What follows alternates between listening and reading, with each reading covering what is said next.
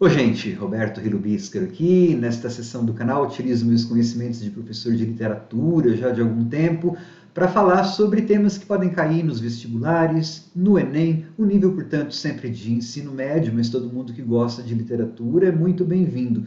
Hoje eu falarei um pouquinho sobre Augusto dos Anjos, um poeta muito original na nossa literatura. Ele nasceu no Espírito Santo e a família dele era proprietária de engenhos de cana, mas perdeu tudo. Então ele foi estudar direito, ele nunca exerceu essa profissão. Virou professor, foi diretor de colégio, publicou um livro que chama-se Eu, né, que depois se tornou muito popular, mas durante a vida dele, ou quando foi lançado, foi criticado negativamente. As pessoas o viam como louco, como desequilibrado, neurastênico. E ele morreu jovem, aos 30 anos, uma pneumonia dupla, tirou a vida desse autor, que depois virou cult, né? Ficou muito popular a poesia dele.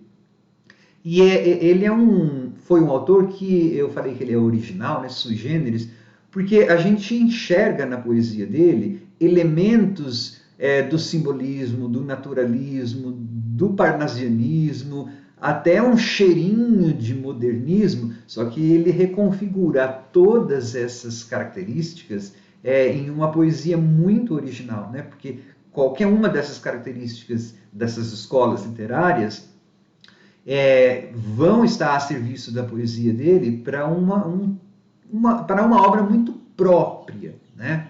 Antes de continuar, eu gostaria de convidá-los a se inscreverem no canal Robertando, curtir os vídeos, compartilhá-los. Eu agradeço bastante. A grande característica da poesia dele é um pessimismo muito grande, né? Ele usa uma linguagem muito científica, nomes de doença, vermes, né? Que é uma característica bastante do naturalismo, né? Essa cientificização. Só que ao invés de ver a ciência, como muitas pessoas na época enxergavam, como algo que iria trazer progresso, ele tem uma visão patológica, mesmo doentia.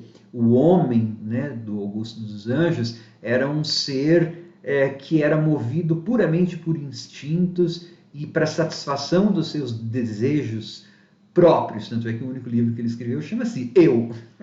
Né? Também tem um grande elemento místico aí, né? Em uma linguagem que está cheia de aliterações, de hipérboles, o que aproxima muito do simbolismo. Só que esse misticismo era muito pessimista, então também não é aquela coisa de simbolismo, né?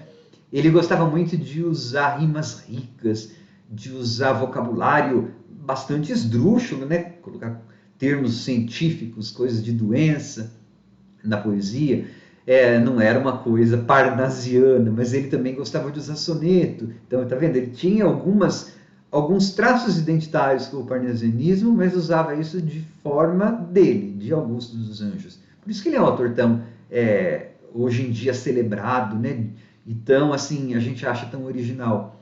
E ele tratava muito de temas, por exemplo, como a metrópole, né? O inchaço, a doença da cidade grande, que é uma coisa que viria a ser muito depois tratada no modernismo. Só que ele não era um autor moderno. Tá vendo? Como eu disse, ele tem características de várias escolas e períodos literários, mas ele operava em um mundo próprio, né? Em um mundo que fala de vermes, de doença, de um mundo que fala de decadência econômica, talvez porque a família dele tivesse sido arruinada, quem sabe, né? O que interessa é que na poesia dele a gente percebe essa decadência humana, essa putrefação da carne, essa insistência nas doenças, nos doentes. Ele acaba tendo uma simpatia muito grande pelos vencidos, né? Isso fez com que depois de algum tempo, quando a poesia dele fosse redescoberta, ela fosse muito valorizada e muito